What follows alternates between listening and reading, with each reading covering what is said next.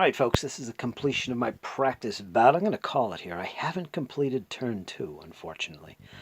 We'll take a look down here. These counters here, these AM markers, these are all the markers that have yet to be pulled from the cup. And there was one Rebel AM marker still remaining and 5 Union. And this was all of the Union AM markers. The Union has not pulled any markers at all in turn 2. They're still sitting in the cup.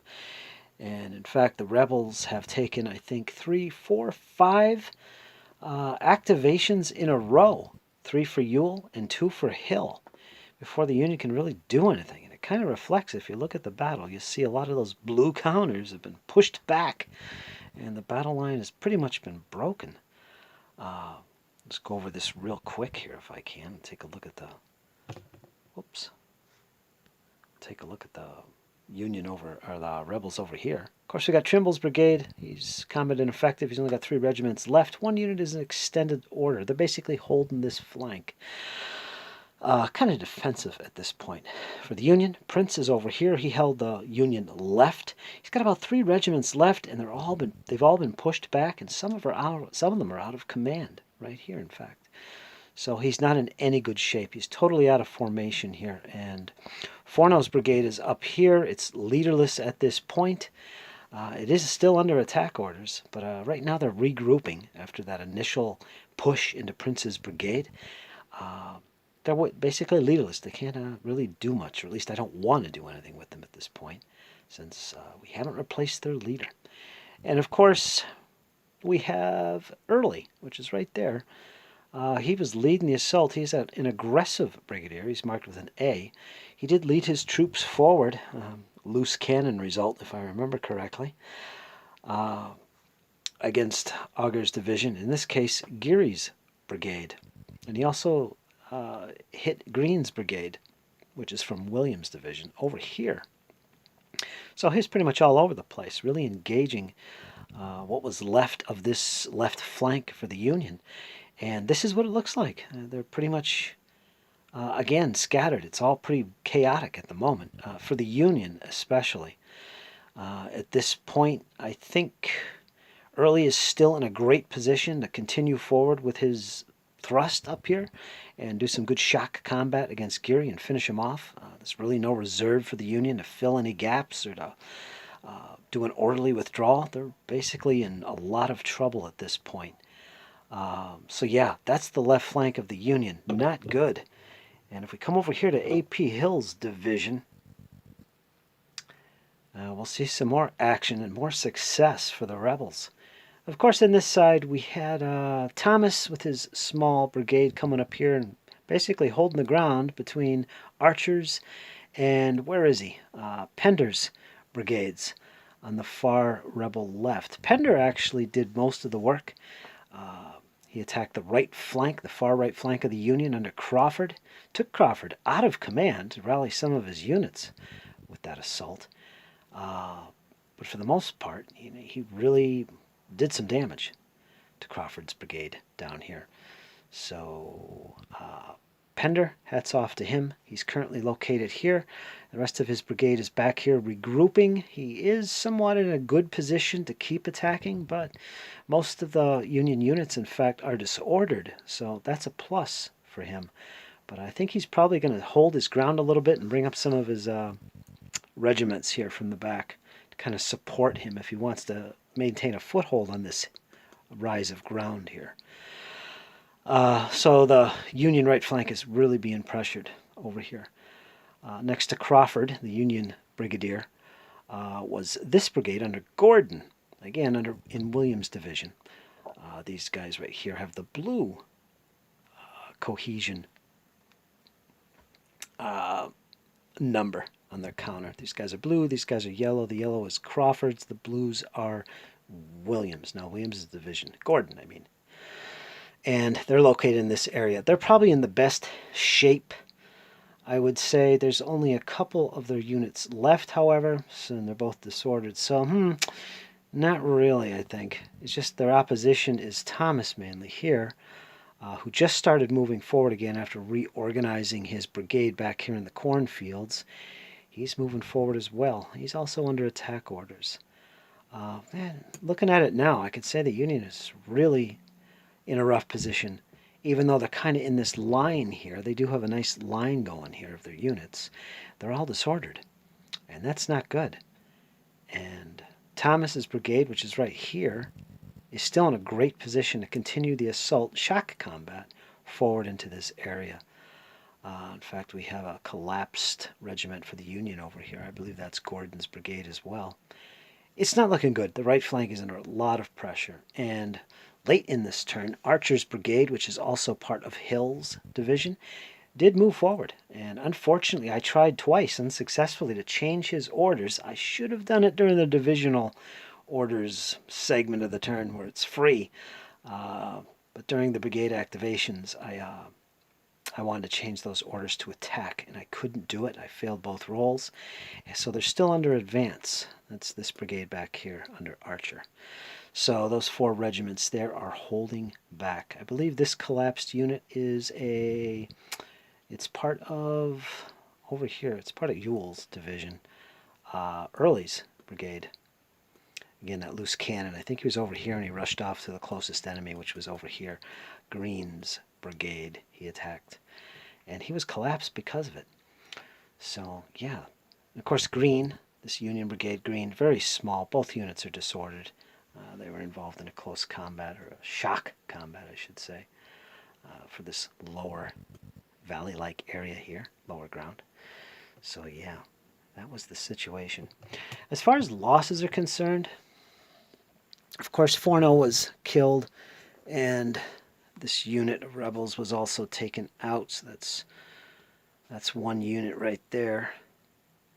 You can see a close-up of the casualties, and that, of course, is their disordered side.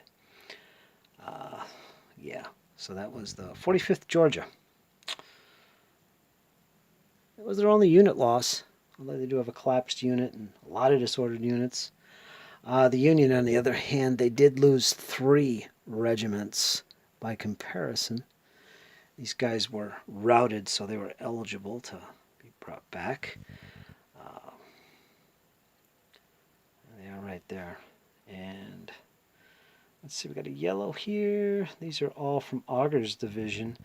The yellow one is from, who is that, Geary? And these 2 are from Prinz, I believe. Prince. I don't know why I say Prinz. Prince's brigade, I believe. Yeah. So they were in the routed box. And of course, Forno, the commander of this brigade here, was taken out. Let me focus in there. So, yeah, that was the game, or the battle, the demo. I think now I'm going to take a little short break. I'm itching to play some ASL, but I think I'm going to set up Cedar Mountain, which, in case you don't know, is where these counters are drawn from, where these units are drawn from. So you'll be familiar with these names when I actually start the actual battle. It was intentional on my part. Hope it helped. And of course the map is for Cedar Mountain as well. So the next battle, I'll give a separate video for this, of course, introducing Cedar Mountain somewhat, and I'll show the deployments and everything. I will try to get into a little more detail with the rules when I do Cedar Mountain. We'll see, because it is difficult when I'm doing this. I'm trying to make it as convenient as possible, because it is time-consuming videoing these things. But if you guys enjoy it, I'll keep doing it and post some links about the battle in case you're interested in the history of it, and show you guys some of that as well. As far as the battle, this game is concerned, I love it. It's a great system. I like the detail, the level of command that we're looking at. I mean, you're literally looking from the regiment up. And in the case of Cedar Mountain, you'll probably see some, well, what they're terming battalions, where you got large regiments that can be broken down into separate counters, kind of deemed battalions. That's an option in the game. There's a few option rules, in fact, and I'll go over that when I actually do Cedar Mountain. But anyway, this is a very enjoyable system. I like the level of command and the representation of the units the regiments and stuff. You'll notice I haven't used any artillery or cavalry. We're going to get into that when we get into Cedar Mountain. And make good use of them, I hope. It would have made a big difference, I think, for the Union if they had their guns. So, yeah. But I do enjoy this system. I would love to do a lot more battles in this series. Like I said before, I do have the newest release from P500, which is Volume 7, I believe. This is Volume 6. Yeah, this is Volume 6, Twin Peaks. I think Volume 7 is the Shenandoah battles. And it's got a ton of battles, and I think there's like 11 battles. That's going to be really fun. I got that coming in a couple weeks or less time. I can look into that. But I'm probably going to be playing Cedar Mountain and get it done before then. So we're going to jump into Cedar Mountain, I think. Highly recommend game system, folks. The learning curve isn't too bad. It's a 7 on a 1 to 9, which is high, but it's really not that bad. The actual mechanics of each rule are simple.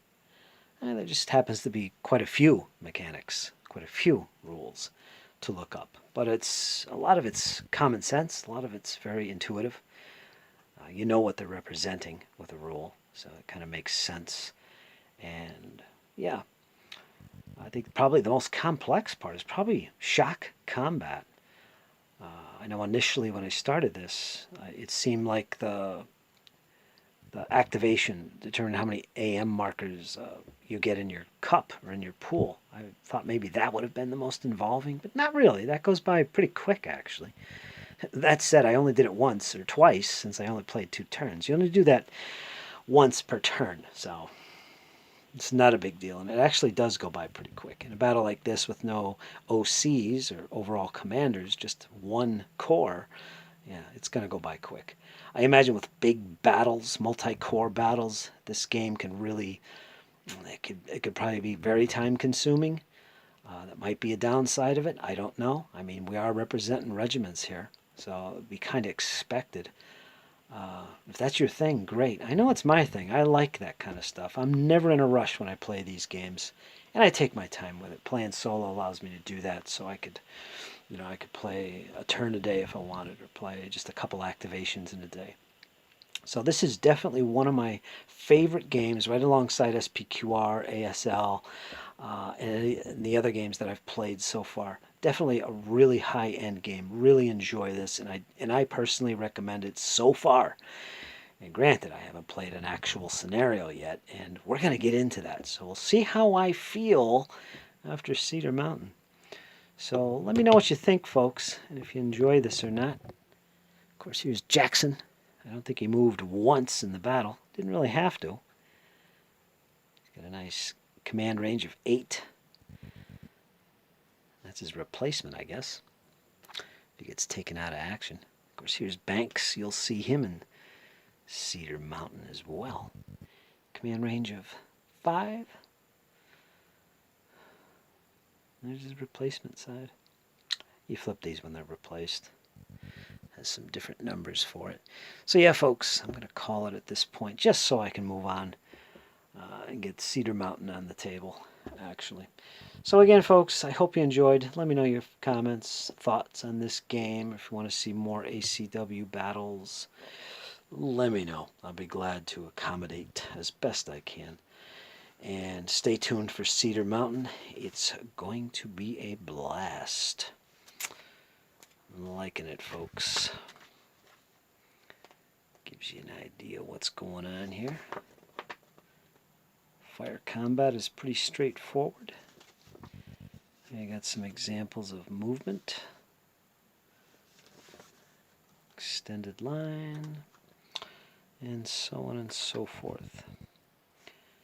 Pretty easy read. There's some page flipping, I'll admit. It seems like some rules could have been better organized. I did a lot more page flipping than I thought I would be doing, but that wasn't a bad thing. It's not a lot of rules to deal with, I don't think, unless you're absolutely new to board gaming. All right, folks, we're going on too long here. I'm going on and on about this stuff. So let's close this up. I'll see you guys soon with Cedar Mountain. And we'll get started with a brand new full battle and see how that goes. And the scenario, by the way, and here's the Cedar Mountain battle book. The scenario I'm going to be playing, real quick here to show you, is this one. The 1700 start. So 1700 hours. Normally it starts at 14. So just a heads up, this is basically pretty much a night battle. So we're going to see a lot of night turns going on. And I'll be using as many optional rules as I can fit within my brain, like skirmishers and large infantry regiments. I'm going to use those rules.